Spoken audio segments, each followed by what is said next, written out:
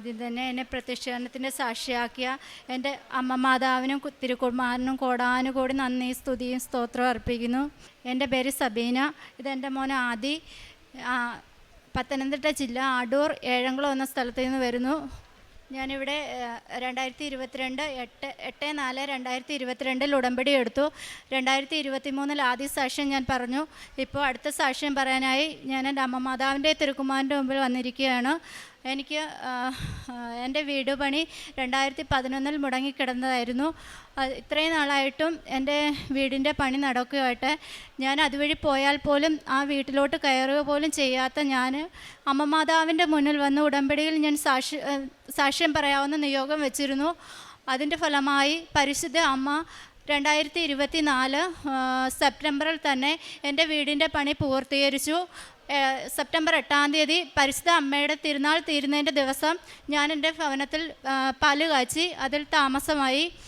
രണ്ടാമത് 10 വർഷം കൊണ്ട് എൻ്റെ കുഞ്ഞിൻ്റെ രോഗത്തിന് ഒരു സൗഖ്യം കിട്ടാത്തതിന് ദിവസം കരച്ചിലായി ഞാൻ എൻ്റെ കുഞ്ഞിനെയും കൊണ്ട് അടൂർ ഗവൺമെൻറ് ഹോസ്പിറ്റലിൽ കയറി ഇറങ്ങും. 8 ദിവസം ഹോസ്പിറ്റലിൽ കിടന്നിട്ട് 8ൻ്റെ അന്ന് ഡോക്ടർ പറയും ആംബുലൻസിൽ ഞാൻ എൻ്റെ കുഞ്ഞിനെയും കൊണ്ട് തിരുവനന്തപുരത്ത് പോകുമായിരുന്നു. അതിലൊന്നിലും എനിക്കൊരു സൗഖ്യം കിട്ടിയില്ല. കുഞ്ഞിന് 1 വയസ്സായപ്പോൾ നട്ടല് കിഴിക്കണമെന്ന് ഡോക്ടർ പറഞ്ഞു. പക്ഷേ ഞാനത് ചെയ്തിട്ടില്ലായിരുന്നു. അപ്പോഴും ഡോക്ടർ പറയുമായിരുന്നു അത് ചെയ്യാതെ കുഞ്ഞിൻ്റെ രോഗം എന്തെന്ന് കണ്ടുപിടിക്കാൻ പറ്റത്തില്ല, തലച്ചോറിൽ അണുബാധയായിരിക്കുമെന്ന് ഡോക്ടർ പറഞ്ഞു. ഞാൻ അപ്പോഴും മാതാവിൽ വിശ്വസിച്ചു ഞാൻ പ്രാർത്ഥിച്ചു, അമ്മേ ഞാനിതൊന്നും ചെയ്യാൻ പോകുന്നില്ല, എന്തുവെന്ന് വെച്ചാൽ അമ്മ തന്നെ നോക്കിക്കൊള്ളണം, എൻ്റെ കുഞ്ഞിൻ്റെ രോഗം എന്തുവായാലും പരിശുദ്ധ അമ്മ എടുത്ത് മാറ്റിത്തരണം. അമ്മയുടെ ഉപ്പും തേനും തൈലവും എല്ലാം ഞാൻ എൻ്റെ കുഞ്ഞിന് തേക്കുമായിരുന്നു. അങ്ങനെ ഞാൻ ഒരു ദിവസം ജോലിക്ക് പോകാൻ ഒരുങ്ങിക്കൊണ്ടിരുന്ന സമയത്ത് എൻ്റെ കുഞ്ഞ് ഫ്രിഡ്ജിൽ പിടിച്ചുകൊണ്ട് നിൽക്കുന്നത് മാത്രം ഞാൻ കണ്ടു. എൻ്റെ കുഞ്ഞ് പെട്ടെന്ന് തലകറങ്ങി വീണു. അങ്ങനെ ഞാൻ ഹോസ്പിറ്റലിൽ കൊണ്ടുപോയപ്പോൾ അവർ പറഞ്ഞു തിരുവനന്തപുരത്ത് കൊണ്ടുപോകണമെന്ന് പറഞ്ഞു. അങ്ങനെ ഞങ്ങൾ തിരുവനന്തപുരത്ത് പോയി ഡോക്ടറെ കാണിച്ചു. അപ്പോൾ ഡോക്ടർ പറയുന്നത് ഫിക്സ് ആയിരിക്കുമെന്ന് തോന്നുന്നു. അപ്പോൾ ഞങ്ങൾക്ക് ഡേറ്റ് തന്നു EG ചെയ്യാനായിട്ടുള്ളത്. ഞങ്ങൾ ആ ഡേറ്റിന് ഹോസ്പിറ്റലിൽ പോയി EG ചെയ്യാൻ വേണ്ടിയിട്ട് കൊണ്ടുപോയി. കുഞ്ഞിന് അവർ മരുന്ന് കൊടുത്തിട്ടും കുഞ്ഞ് മയങ്ങുന്നില്ല. 2-3 തവണ കുഞ്ഞിന് മരുന്ന് കൊടുത്തു. എന്നിട്ടും കുഞ്ഞ് മയങ്ങാതായപ്പോൾ അവർ അടുത്ത ഡേറ്റ് തന്നു. കുഞ്ഞ് എന്തോ ഭയങ്കര മദ്യം വെച്ച് എന്തോ കാണിക്കുന്ന രീതിയിൽ എൻ്റെ കുഞ്ഞായിപ്പോയി. ഞങ്ങൾ പേടിച്ചു പോയി. അപ്പോഴും ഞങ്ങൾക്ക് ഭയങ്കര പേടിയായിപ്പോയി, എന്തോ കുഞ്ഞിങ്ങനെ കാണിക്കുന്ന. ഡോക്ടർ പറഞ്ഞു ആ മരുന്നിൻ്റെ അഡിക്റ്റാ, അത് കുഴപ്പമില്ല, മാറിക്കോളൂ എന്ന് പറഞ്ഞു. പിന്നെ അടുത്ത ഡേറ്റിന് ഞങ്ങൾ ഹോസ്പിറ്റലിൽ പോയി EG ചെയ്തു. പരിശുദ്ധ അമ്മയുടെ പ്രത്യക്ഷീകരണം ചൊല്ലിക്കൊണ്ട് ഞാൻ അകത്തേ ഇരുന്നു. അപ്പോൾ ഡോക്ടർ പറഞ്ഞു കുഞ്ഞിന് ഫിക്സ് ഒന്നുമില്ല, നിങ്ങൾ ഇനി ഹോസ്പിറ്റലിൽ വരുവേ വേണ്ട, തിരിച്ചു പോയിക്കോളാൻ പറഞ്ഞു. അന്ന് മുതൽ ഇന്ന് വരെ ഞാൻ എൻ്റെ കുഞ്ഞിന് ഒരു മരുന്നായിട്ട് ഒന്നും കൊടുക്കുന്നില്ല. അമ്മയുടെ പ്രത്യക്ഷീകരണ പ്രാർത്ഥന ചൊല്ലി ദിവസവും ജപമാല ചൊല്ലി ഞാൻ എൻ്റെ കുഞ്ഞിന് തൈലവും ഉപ്പും തേനും കൊടുക്കുകയാണ് ചെയ്യുന്നത്. ഇപ്പോൾ എൻ്റെ കുഞ്ഞിന് ഒരു പ്രശ്നമില്ല, ഒരു പനി പോലും വരുത്തതേയില്ല. പിന്നെ അടുത്തതായിട്ട് എൻ്റെ പ്രമാണം മഹേന്ദ്രയിലായിരുന്നു.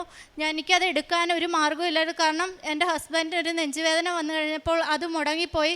പിന്നെ ആ ദേശത്തോട്ട് ഞാൻ തിരിഞ്ഞു പോലും നോക്കാറില്ലായിരുന്നു.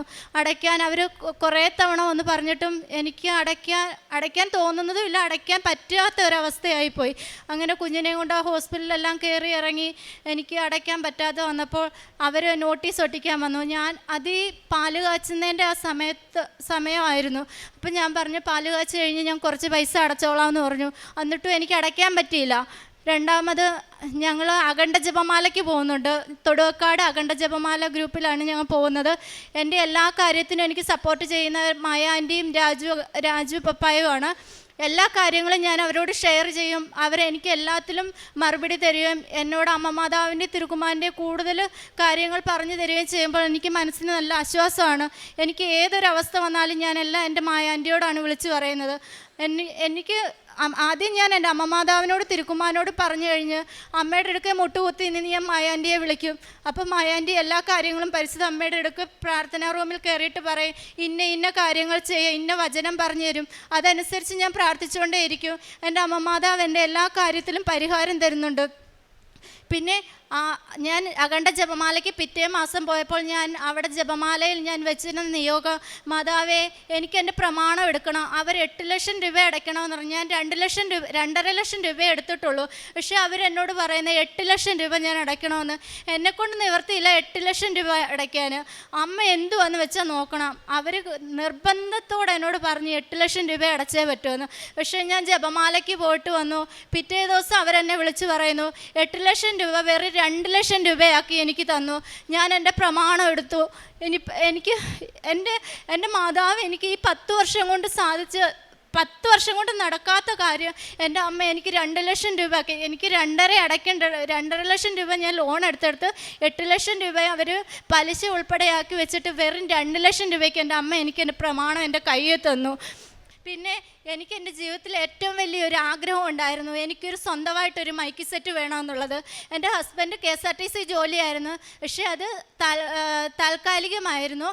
എന്നാലും അവർ എടുക്കുമെന്ന് പറഞ്ഞിട്ടുണ്ട്. പക്ഷേ എനിക്ക് വലിയൊരു ആഗ്രഹമായിരുന്നു എൻ്റെ മൈക്ക് സെറ്റിൻ്റെ കാര്യം.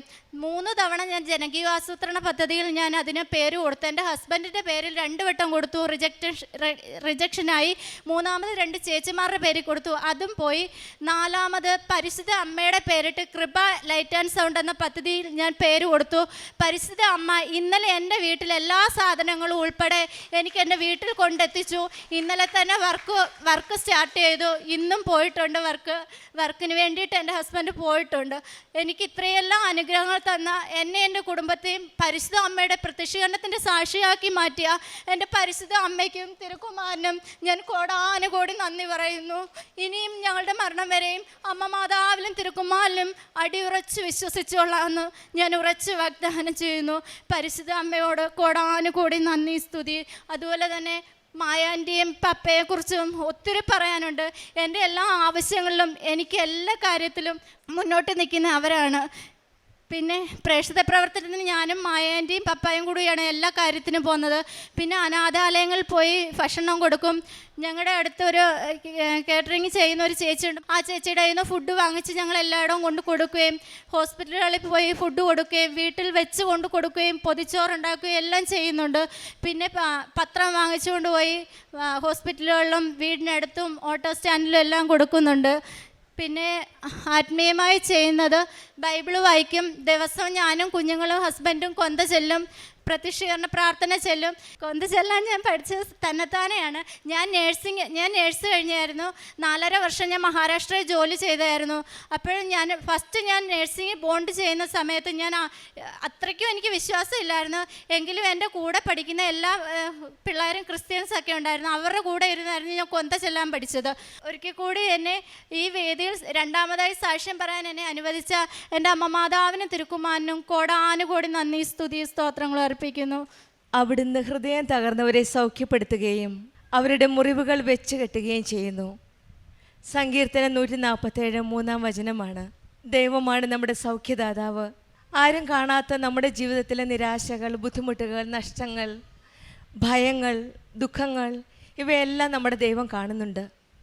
കർത്താവ് ദൂരെയല്ല, മറിച്ച് നമ്മുടെ കൂടെയുള്ള, നമ്മളെ സ്നേഹത്തോടെ നമ്മുടെ മുറിവുകൾ വെച്ച് കെട്ടുന്ന ഒരു ദൈവമാണ് നമ്മുടെ കൂടെയുള്ളത്. പരിശുദ്ധ അമ്മ കൃപാസനം അമ്മയാണ് നമ്മുടെ തകർന്ന ഹൃദയങ്ങളെ യേശുവിലേക്ക് കൊണ്ടുപോകുന്നത്, യേശുവിലേക്ക് നയിക്കുന്ന അമ്മയാണ്. അമ്മയുടെ സാന്നിധ്യം നമ്മുടെ ജീവിതത്തിൽ സുരക്ഷയും ആശ്വാസവും നൽകുന്നത്.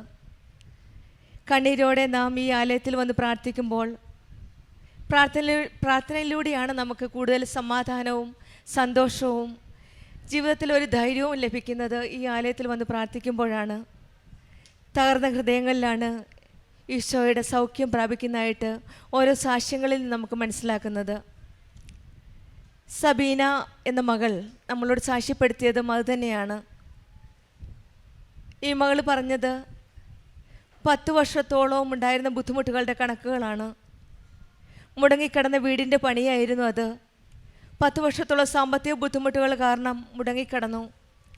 പിന്നീട് ഉടമ്പടി എടുത്തതിന് ശേഷം പെട്ടെന്ന് തന്നെ ആ 90 ദിവസത്തിനകം തന്നെ ഒരു പുതിയതായിട്ട് ആ തകർന്നു കിടന്ന പണി പുനരാരംഭിക്കാനും പെട്ടെന്ന് തീർക്കുവാനും സാധിച്ചു. സെപ്റ്റംബർ 8-ാം തീയതി അമ്മയുടെ ദിവസം തന്നെയാണ് ഈ മക്കൾ ആ വീട് ഇനാഗുറേഷൻ ചെയ്തത്. പിന്നീട് പറയുന്നത് അസുഖങ്ങളിലായിരുന്നു. ഈ മകൾ പറഞ്ഞ ഒരു രോഗസൗഖ്യമാണ്, മകൻ്റെ കാര്യമാണ്. എന്ത് രോഗമാണെന്ന് മനസ്സിലാകാതെ പല ഹോസ്പിറ്റലുകളും കയറി ഇറങ്ങി നടന്നു. ഡോക്ടേഴ്സ് പറഞ്ഞു ഫിക്സാണ്, തലച്ചോറിൽ അണുബാധയാണ്, നട്ടല് കിഴിക്കണം എന്നൊക്കെ പല കാര്യങ്ങളും പല രീതിയിലോട്ട് ട്രീറ്റ്മെൻറ്റ് ചെയ്തിട്ടും യാതൊരു പ്രയോജനവുമായില്ല. പിന്നീട് ഉടമ്പടി എടുത്തതിന് ശേഷമാണ് എല്ലാ ട്രീറ്റ്മെൻറ്റും സ്റ്റോപ്പ് ചെയ്തിട്ട് ഈ മകൾ ഉടമ്പടി തൈലവും ഉടമ്പടി വസ്തുക്കളായ തേനും ഉപ്പും ഈ മകന് ഔഷധമായിട്ട് നൽകിയത്. വിശ്വാസ പ്രമാണം ചൊല്ലി പ്രാർത്ഥിച്ചാണ് ഈ മകൻ ഓരോ പ്രാവശ്യം കൊടുത്തത്.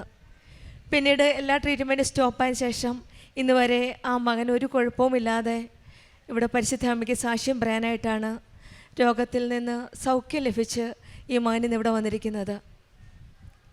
പിന്നീട് ഈ മക്കൾ പറഞ്ഞിരുന്നത് ബാങ്കിൽ പണയം വെച്ച പ്രമാണമായിരുന്നു. 8 ലക്ഷം രൂപയുടെ പലിശ കൊടുക്കണമായിരുന്നു. അവിടെയും പരിശുദ്ധ അമ്മയുടെ നല്ലൊരു ഇടപെടലാണ് നമുക്ക് കാണുവാൻ സാധിക്കുന്നത്. പരിശുദ്ധ അമ്മ തന്നെയാണ് പോയി ആ ബാങ്കിൽ പോയി 8 ലക്ഷം രൂപ 2 ലക്ഷമാക്കി കുറച്ച് ഇവിടെ എല്ലാ കാര്യങ്ങളും ചെയ്തു കൊടുത്തത്. ഇതാണ് പരിശുദ്ധ അമ്മയുടെ ഇടപെടലും പരിശുദ്ധ അമ്മയുടെ സംരക്ഷണവും. ഈശോയും അമ്മയും ചേർന്ന് നിൽക്കുന്ന, വിശ്വാസത്തോടെ പ്രാർത്ഥിക്കുന്ന മക്കളുടെ കൂടെ നിൽക്കുന്ന ഒരു ദൈവത്തിൻ്റെ അനുഭവം, ദൈവത്തിൻ്റെ ഒരു കൃപയും കരുതലും സ്നേഹവുമാണ് നമ്മൾ ഈ സാക്ഷ്യത്തിൽ കാണുന്നത്. പിന്നീടുണ്ടായിരുന്നത് ഒരു വരുമാനത്തിന് വേണ്ടിയിട്ട് ലൈറ്റ് ആൻഡ് സൗണ്ടിൻ്റെ ഒരു ക്രമീകരണമായിരുന്നു. 2 പ്രാവശ്യം ഹസ്ബൻഡിൻ്റെ പേരിലാണ് ജനകീയ ആസൂത്രണ പദ്ധതിയിൽ പേര് കൊടുത്തിരുന്നത്. അത് 2 പ്രാവശ്യം റിജക്റ്റായി.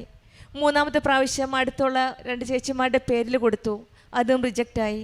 പിന്നീട് വന്നത് ഈ മോളുടെ ടേൺ ആയിരുന്നു. സബീനയുടെ പേരിൽ കൊടുക്കാനായിട്ടായിരുന്നു. സബീന എഴുതിയത് കൃപ ലൈറ്റ് ആൻഡ് സൗണ്ട് എന്ന പേരിലാണ് ആ പേപ്പർ ഫോർവേഡ് ചെയ്തത്. അതാണ് വീണ്ടും അക്സെപ്റ്റ് ചെയ്ത് ഇന്നലെയായിരുന്നു അതിൻ്റെ ആ കൃപ ലൈറ്റ് ആൻഡ് സൗണ്ടിൻ്റെ സാധനങ്ങളെല്ലാം മേടിച്ച് ഇന്ന് അവർ ജോലിക്ക് തുടങ്ങിയത്. പരിശുദ്ധ അമ്മയുടെ വിശുദ്ധ തൈലവും എല്ലാം പ്രാർത്ഥിച്ചാണ് അവരിന്ന് ആ ജോലി തുടങ്ങിയിരിക്കുന്നത്. ഇതാണ് ഉടമ്പടി മക്കളുടെ ജീവിതത്തിൽ കാണുന്ന അനുഗ്രഹങ്ങളുടെ ആഫ്റ്റർ അനുഗ്രഹങ്ങൾ. ഓരോന്നായിട്ട് ഈശോയും അമ്മയും കൂടെ നിന്ന് ഇവിടെ ജീവിതത്തിൽ ചെയ്തു കൊടുക്കുന്ന ഓരോ കാര്യങ്ങൾ. ദൈവത്തിൻ്റെ സാന്നിധ്യം അടുത്തറിഞ്ഞ നാൾ മുതൽ ഈ മക്കളെ ഈശോയും അമ്മയുടെയും കരം പിടിച്ച് മുന്നോട്ട് നയിക്കുന്ന ഒരു രീതിയാണ് നാം കാണുന്നത്. പിന്നീട് ഈ മകൾ പറഞ്ഞത് ഓരോ പ്രത്യക്ഷീകരണ പ്രാർത്ഥനയും സമയത്തും ഈ മക്കൾ പ്രേക്ഷിത പ്രവർത്തനം ചെയ്തതും പത്രങ്ങൾ കൊടുക്കാൻ പോയതും പിന്നെ മറ്റുള്ളവരെ സഹായിക്കുന്നതും എല്ലാം ഓരോ കാര്യങ്ങൾ ഇവർ ഗ്രൂപ്പായിട്ടും മറ്റുള്ളവരുടെ കൂടെയും ഒന്നിച്ച് ചേർന്ന് നിന്നാണ് ഇവർ ഓരോ കാര്യങ്ങളും ചെയ്തത്. പരിശുദ്ധ അമ്മയോടും ജീവനോടെ പ്രത്യക്ഷപ്പെട്ട ഈ ആലയത്തിൽ വന്ന് കണ്ണീരോടെ പ്രാർത്ഥിക്കുന്ന ഓരോ മക്കളുടെയും പ്രാർത്ഥന കേട്ടുകൊണ്ടാണ് ഈശോയും അമ്മയും നമ്മുടെ കൂടെ നിന്ന് നമ്മുടെ ഓരോ കാര്യങ്ങളും നടത്തി തരുന്നത്. പ്രഭാഷകൻ്റെ പുസ്തകത്തിൽ 38-ാം അധ്യായം 9-ാം വചനം പറയുന്നത് പോലെ, മകനെ രോഗം വരുമ്പോൾ ഉദാസീനാകാതെ കർത്താവിനോട് പ്രാർത്ഥിക്കുക, അവിടുന്ന് നിന്നെ സുഖപ്പെടുത്തുമെന്നാണ്. സബീനയും കുടുംബവും നല്ലൊരു വിശ്വാസത്തിൻ്റെ വ്യക്തികളാണ്. അവർ വിശ്വാസത്തോടെയാണ് കുടുംബസഹിതം ഹസ്ബൻഡും വൈഫും മക്കളും എല്ലാവരും ചേർന്നാണ് പ്രാർത്ഥിക്കുന്നത്. സങ്കീർത്തനം 16:1 ദൈവമേ കാത്തുകൊള്ളണമെന്നുള്ള പ്രാർത്ഥനയാണ് ഇവർക്ക് കൂടുതലുള്ളത്. കാരണം മറ്റു പ്രാർത്ഥനകളൊന്നും അറിയത്തില്ല. ഇവരാദ്യമായിട്ടാണ് ഈശോയും അമ്മയും പ്രത്യക്ഷപ്പെട്ട ഈ ആലയത്ത് വന്ന് പ്രത്യക്ഷീകരണത്തിൻ്റെ സാക്ഷിയായത് മുതലാണ് ബൈബിൾ വായിക്കുകയും കൂടുതൽ ഈശോയുടെ അമ്മയോട് അടുക്കുകയും പ്രാർത്ഥനയിൽ കൂടുതൽ ജീവിതം നയിക്കുവാനും സാധിച്ചത്.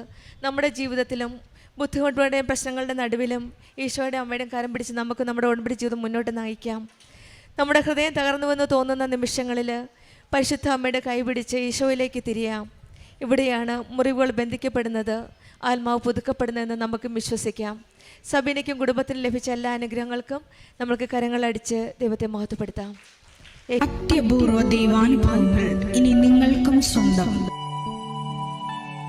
ഈ യൂട്യൂബ് ചാനൽ ഇതുവരെ സബ്സ്ക്രൈബ് ചെയ്തിട്ടില്ലെങ്കിൽ ഇപ്പോൾ തന്നെ സബ്സ്ക്രൈബ് ചെയ്യുക. ഈ വീഡിയോ ഇപ്പോൾ തന്നെ നിങ്ങളുടെ സുഹൃത്തുക്കൾക്ക് ഷെയർ ചെയ്തുകൊണ്ട് കർത്താവിൻ്റെ പ്രേക്ഷിതരാകുക.